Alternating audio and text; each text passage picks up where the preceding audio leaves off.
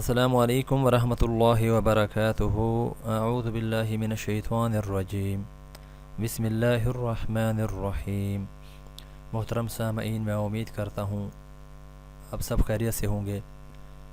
بیماریوں اور مشکلات کے حل کے لیے روزانہ کم از کم 100 مرتبہ لا الہ الا انت سبحانک انی کنت من الظالمین، سورۃ الانبیاء آیت نمبر 87۔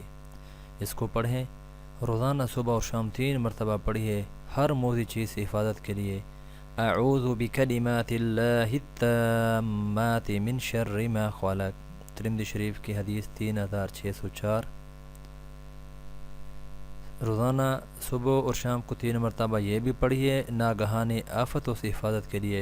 بسم اللہ الذی لا یضر مع اسمہ شیء فی الارض ولا فی السماء وهو السمیع العلیم، ابو داؤد شریف کے اندر ہے، 5088 نمبر حدیث ہے۔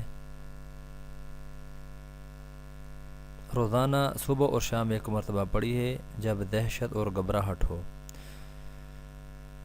اعوذ بکلمات اللہ التامات من غضبہ وعقابہ وشر عبادہ ومن همزات الشیاطین وان یحضرون،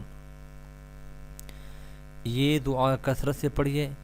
اللہم ارفع عنا البلاء والوباء،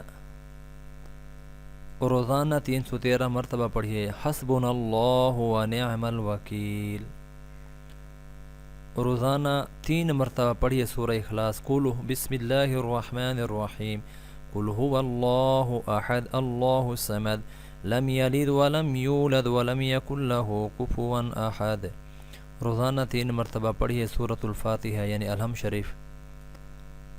درود شریف خوب پڑھیے، درود ابراہیمی 121 مرتبہ اور کوئی سا بھی درود شریف 1100 مرتبہ روزانہ۔ انشاءاللہ العزیز آپ ان تمام قسم کے شرور فتن سے محفوظ رہیں گے۔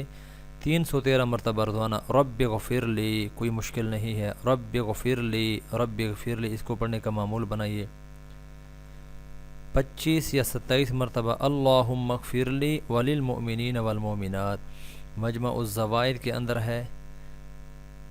محترم سامعین، یہ تمام قسم کی دعائیں اور آیات مبارکہ جو آپ کے سامنے ابھی میں نے پڑھ کے سنائی ہیں، یہ موجودہ حالات میں بیماریوں اور مشکلات کے حل کے لیے ہیں۔ میں امید کرتا ہوں انشاءاللہ العزیز آپ ان تمام چیزوں کو اپنا معمول بنائیں گے۔ اللہ مجھ سمیت آپ سب کو عمل کی توفیق عطا فرمائے۔